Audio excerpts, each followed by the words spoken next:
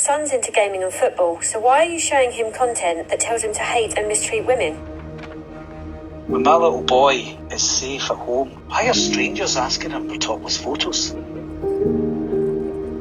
Why did you let people share nudes of my 14-year-old daughter? What if it was your daughter? Why is my daughter being targeted with clips of kids in our area being violently attacked?